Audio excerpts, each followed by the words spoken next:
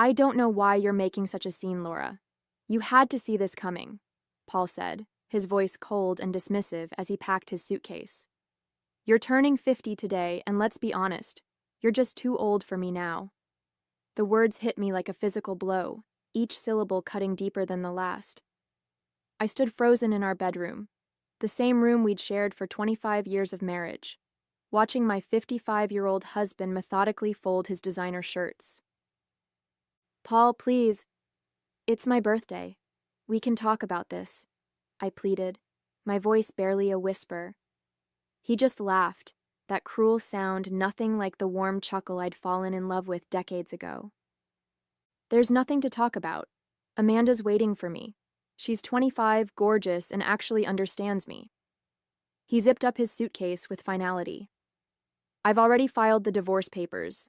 Don't act surprised. You must have noticed how bored I've been lately. My name is Laura Mitchell, and this is how my 50th birthday became the day my life fell apart. Or so I thought at the time. As an event planner in Houston, I'd spent years making other people's special moments perfect. But here I was, on what should have been my own milestone celebration, watching my husband walk out on me for a woman half my age. I never saw it coming. Sure, Paul had been distant lately, working late hours and taking mysterious business calls, but I'd attributed it to stress from his sales job. We'd built a comfortable life together. A beautiful home in the suburbs, regular vacations, countless shared memories. I'd supported him through every career move, every setback, every triumph. I'd put my own dreams on hold more times than I could count, believing we were partners in building our future. The signs had been there, I realized now. The new clothes, the gym membership he suddenly couldn't live without, the constant comments about keeping ourselves young. All while I was busy planning our anniversary trip to Europe, a surprise I'd been saving for over a year to afford. The irony wasn't lost on me that I'd spent the previous evening finalizing those reservations, completely unaware that my husband was planning a very different kind of trip. Don't bother calling or texting, Paul said, straightening his collar in the mirror one last time. I'll have my lawyer contact you about dividing assets. With that, he walked out of our bedroom, designer luggage in hand, not a trace of remorse on his face.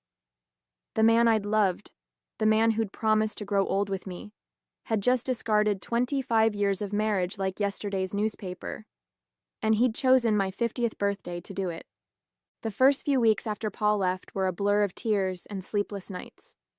I wandered through our house, now painfully quiet, feeling like a ghost in my own life.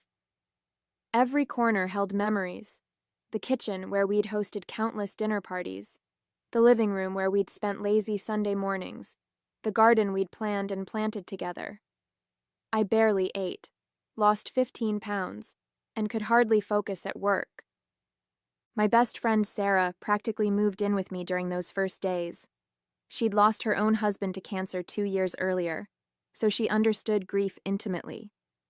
But at least Michael didn't choose to leave, she'd say, her voice tight with anger at Paul. She was right. There was a special kind of pain in being discarded, in knowing I hadn't been enough. The divorce proceedings were brutal. Paul's lawyer was aggressive, arguing that since I'd let myself go and focused on my career instead of being a proper wife, I deserved less than my fair share. It didn't matter that I'd supported Paul through his early career struggles, or that my event planning business had helped put us through the lean years. All that mattered was that I was, in their words, past my prime. I discovered that Paul had been planning this for months, systematically moving money around and documenting every perceived flaw in our marriage. He'd even started a private Instagram account to showcase his new life with Amanda, full of photos at expensive restaurants and luxury vacations I hadn't known about. Each new revelation felt like another betrayal, another crack in the foundation of what I'd thought was a solid marriage. The worst part was facing our friends and family. Some quietly took Paul's side, suggesting that I should have tried harder to keep myself young and attractive. Others avoided me altogether, as if divorce was contagious. My own sister Jennifer had the audacity to ask if I'd considered Botox, just to freshen up a bit. Only Sarah and a handful of true friends stood firmly by my side, reminding me that I was worth more than my age or appearance. The breaking point came one rainy afternoon when I was sorting through old photos, trying to decide which ones to keep. I found our wedding album, and there we were, young, in love, full of dreams. The contrast between that hopeful bride and my current reality hit me hard. But instead of triggering another crying spell, something different happened. I felt anger rising, and with it, a spark of determination. I called Martha, my most successful client, who'd been asking me to take on a bigger role in her corporate events company. I'd always declined, not wanting to work longer hours that might take me away from Paul. The irony of that decision wasn't lost on me now. "Martha, remember that position we discussed? Is it still available?" I asked, my voice stronger than it had been in weeks. "Laura, yes, absolutely. But it would mean managing our West Coast expansion. You'd need to travel frequently, rebuild our client base there from scratch. Are you sure you're ready for that?" I looked around at my empty house, at the life I'd built around a man who'd thrown it all away. "I'm not just ready, Martha. I need this." That evening, as I sat at my kitchen table making plans, my phone buzzed with a text from Paul. He'd sent a photo of himself with Amanda at some rooftop bar, both of them laughing into the camera. The caption read, "Living my best life. Hope you're doing okay, Laura." The old Laura would have crumbled, spent another night crying into her pillow.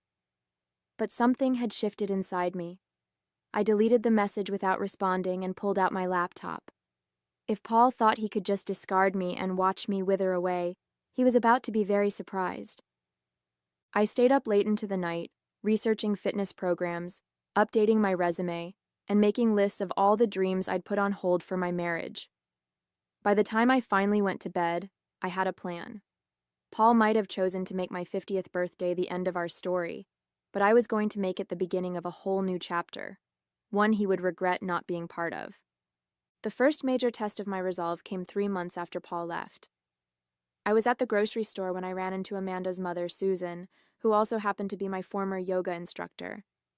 She approached me with a sympathetic look that made my stomach turn. "Laura, I'm so sorry about everything," she said, touching my arm. "I had no idea Amanda was seeing a married man until it was too late. If it helps, I don't approve of what they're doing." I forced a smile, gripping my shopping cart tighter. "How are they doing, Susan?" The words tasted bitter in my mouth. She hesitated, then leaned in closer. "Honestly, not great. Paul's been, well, controlling. He tracks Amanda's spending, criticizes her friends, gets jealous when she talks to men her age.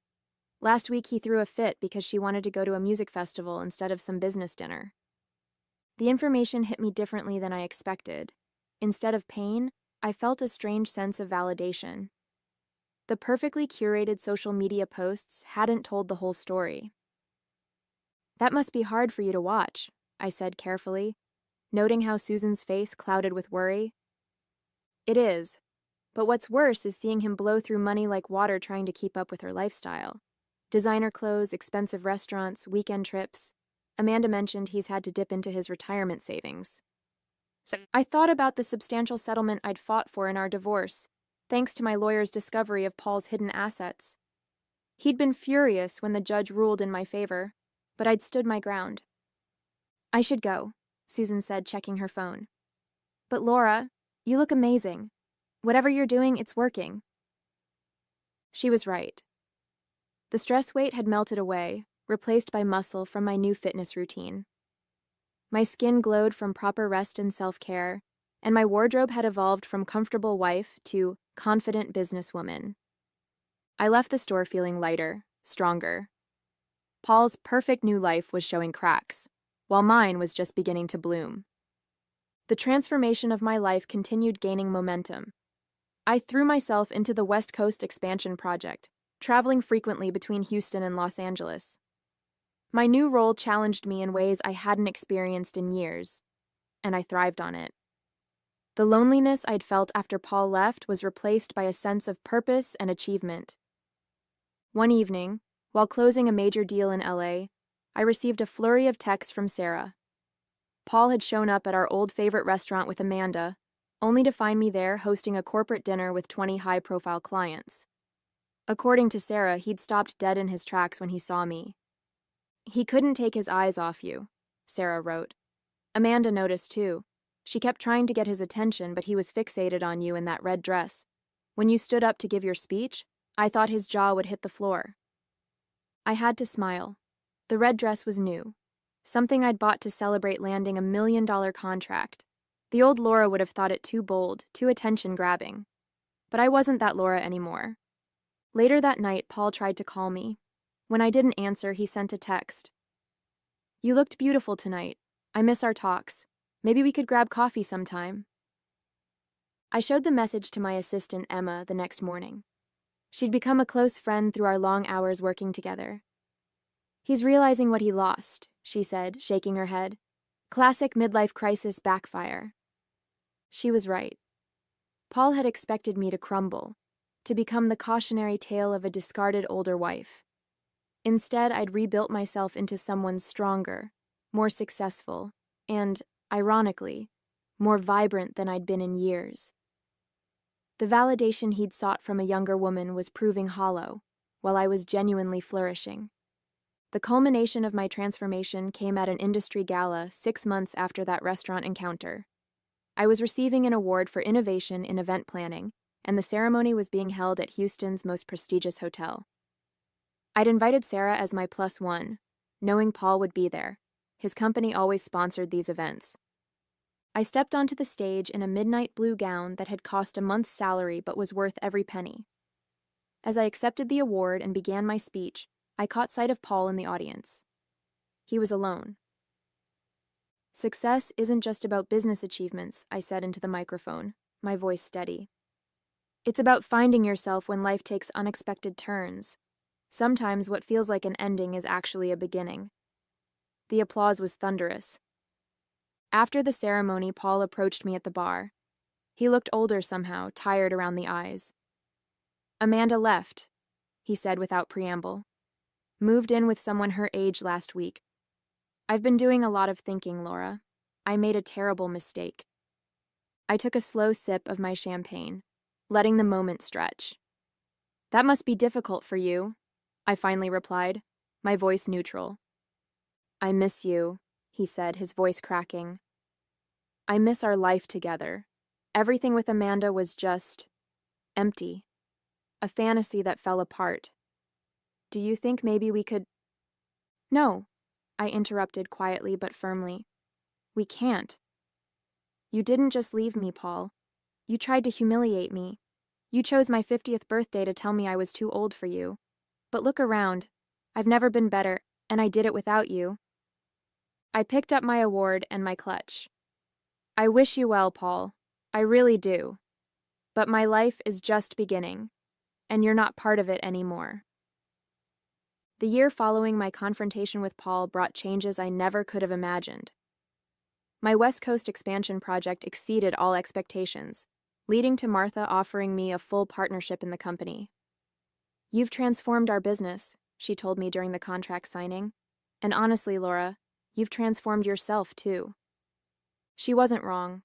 The woman who had once centered her entire existence around her husband's needs had been replaced by someone who woke up each day excited about her own possibilities. My calendar was filled with business meetings, yes, but also with art classes, hiking groups, and dinner dates with friends both old and new. I sold our old house, too many memories, and bought a modern condo overlooking the city. The process of furnishing it became a sort of therapy, choosing each piece to reflect my taste alone. No more compromising on the color scheme or keeping Paul's beloved leather recliner that I'd always hated. My space became a reflection of my newfound independence, filled with bright colors and contemporary art. Sarah teased me about becoming something of a local legend among our social circle.